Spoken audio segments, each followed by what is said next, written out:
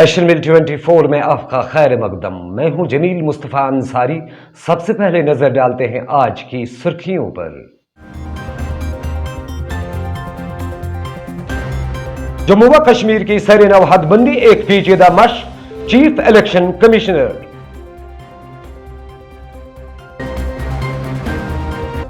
Kulgam operation کے دوران محصور جنگجو فرار ہونے میں کامیاب. اور وادی کشمیر میں روزگار کے وسائل موجود، محنت کی ضرورت. پیش ہیں تفصیل سے خبریں. Chief election commissioner of India Sushil Chandra نے جموں و کشمیر میں سر نو حد بندی کی مشق کو ایک پیچیدہ مشق قرار دیتے ہوئے کہا کہ یونین ٹیریٹری کی سر نو حد بندی کے عمل کو صاف و شفاف طریقے سے انجام دیا جائے گا اور کمیشن کی طرف سے تیار کیے جانے والے ڈرافٹ کو لوگوں کے درمیان رکھا جائے گا. انہوں نے کہا کہ ہم نے اپنے 4 روزہ دورہ جموں و کشمیر کے دوران سری نگر، پہلگام، کشتواڑ اور جموں میں 290 وفود کے ساتھ ملاقات کی، جن میں سے کئی وفود دور افتادہ علاقوں سے بھی آئے تھے. موصوف چیف الیکشن کمشنر نے ان باتوں کا اظہار جمعے کے روز یہاں ایک پریس کانفرنس سے خطاب کے دوران کیا.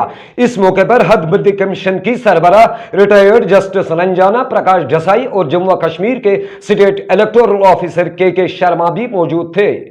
ادھر حد بندی کمیشن کی سربراہ ریٹائرڈ جسٹس رنجانا پرکاش ڈسائی نے جموں و کشمیر میں اسمبلی نشستوں کی سر نو حد بندی کو ایک آئینی مشق قرار دیتے ہوئے کہا کہ کمیشن کا یہ پہلا دورہ جموں و کشمیر ہے لیکن آخری دورہ نہیں.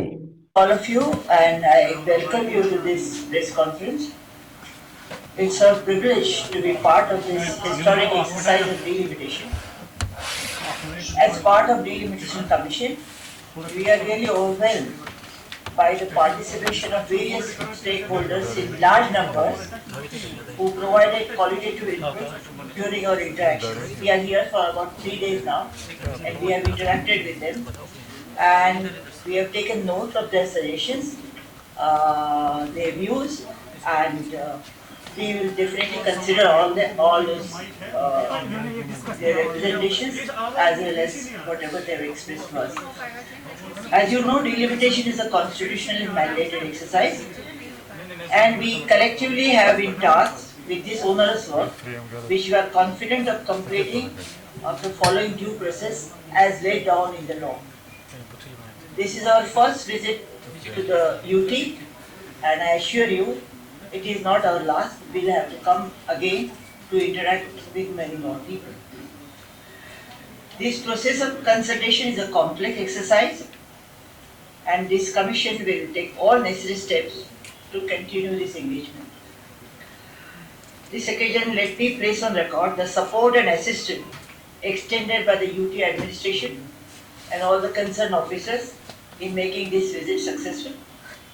We acknowledge the active participation of all the political parties at Srinagar, Jammu, Anantnag and Kishtwar where we went, and all the DOs and their teams, all of officials facilitated this exercise. As usual, media has been a great support in creating a conducive environment for this process. Lastly, let me thank the Chief Electoral Officer of the UT. Thereafter, no census had taken place. No delimitation. In 2020, this delimitation commission was constituted to carry out exercise on the basis of census 2011 as per section 62 of the Jammu and Kashmir Act 2019. That is the last available census and with the mandate to add 7 more seats in the UT and ST seats were also being provided. The Delimitation Act 2002 provides the manner of this process. Honorable Supreme Court in its judgment held that delimitation is not a mere mathematical exercise. We can't go on the tabletop. It must reflect the political aspiration of a society bound by geography and different topography.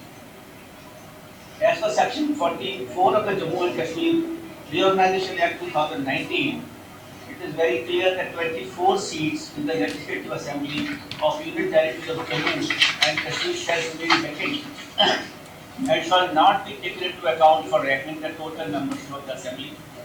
And the said area and the seats shall be excluded in delimiting the territorial constituencies as provided under Part 5 of this Act. Section 61 of the Jammu and Kashmir Act 2019 also specifies the number of seats to be reserved for the scheduled caste and the scheduled tribes in the Legislative Assembly having regard to the relevant provisions of the Constitution. This is the first time under this Act that the seats will have to be provided to the scheduled tribes also. जनूबी कश्मीर के जिला कुलगाम के रेडवनी खुडवनी इलाके में जुम्मा को police फौज और सीआरपीएफ की मुश्तरका टीम के साथ फायरिंग के तबादले के बाद महसूर जंगजू फरार होने में कामयाब हो गए।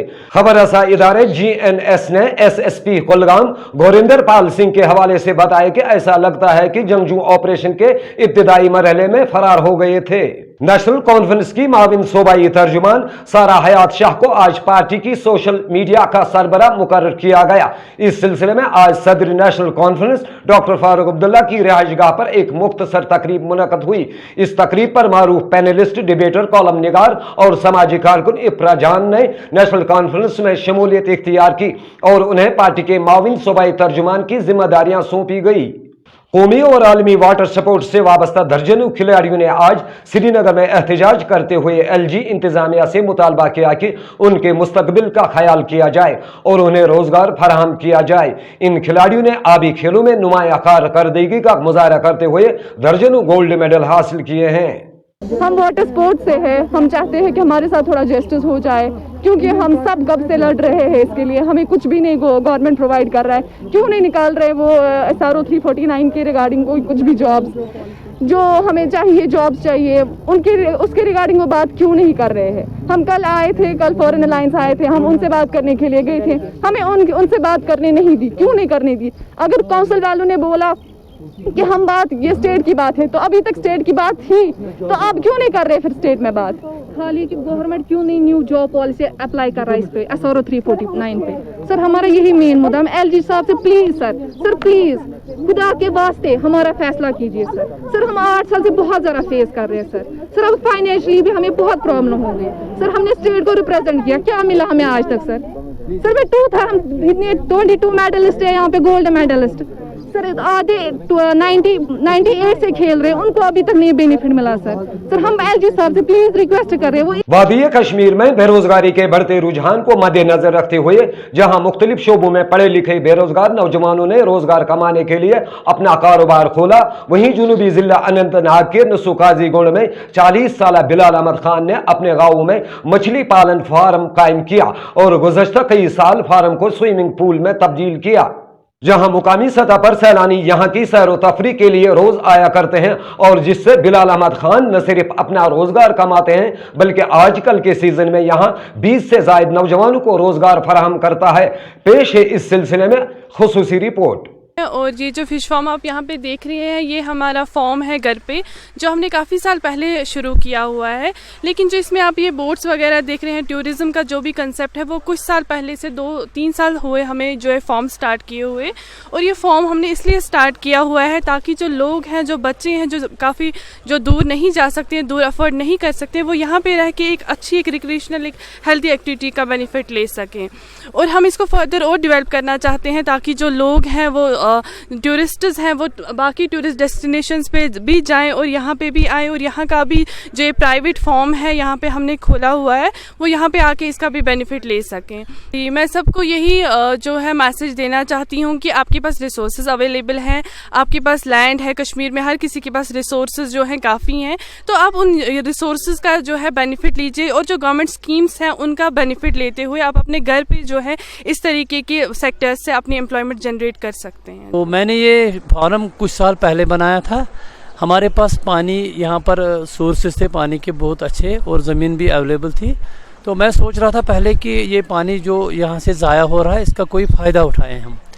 तो हमने एक मछलियों का फार्म फिशरीज डिपार्टमेंट की मदद से बनाया और उसमें हम मछलियाँ पालनी शुरू की। इसमें हमने कार्प मछली पाली, कॉमन कार्प, सिल्वर कार्प और ग्रास कार्प।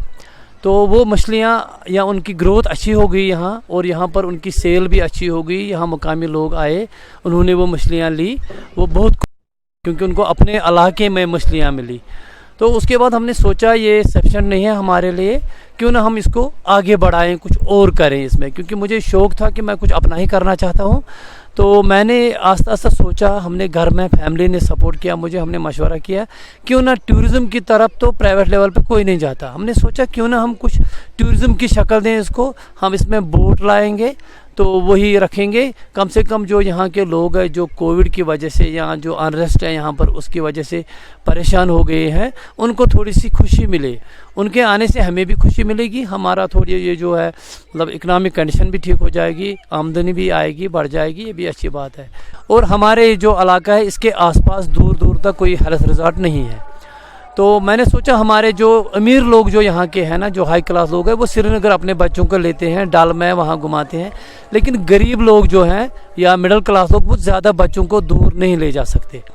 तो मैंने सोचा क्यों ना इनके लिए भी थोड़ी रिक्रिएशन हो जाए और ख़ुद भी हमें इससे इनकम जनरेट हो, और इसी खुशी से मैंने ये शुरू किया। यहाँ पर मुकामी लोग आते हैं और यहाँ बोटिंग करते हैं, पेरेंट्स अपने बच्चों के साथ आते हैं, उनको बोटिंग करवाते हैं, नन्हे मुन्ने बच्चे आते हैं, छोटी छोटी बच्चियाँ, मुझे ऐसा लगता है जैसे परियान घूम रही है हम मेरे इस पॉन्ड में, बहुत अच्छा लगता है हमें। और पानी भी बहुत था, मैंने सोचा इसका यूज़ करूँ, तो यूज़ करके जब मछलियों का फार्म बनाया बहुत अच्छी आमदनी हुई, और फिर आस्ता आस्ता मैंने इसको टूरिस्ट डेस्टिनेशन में चेंज किया। इसके साथ ही एशियन मील 24 का वक्त इख्तिताम को हुआ चाहता है। दीजिए मुझे और मेरी टीम को कल तक इजाज़त। अल्लाह निगहबान।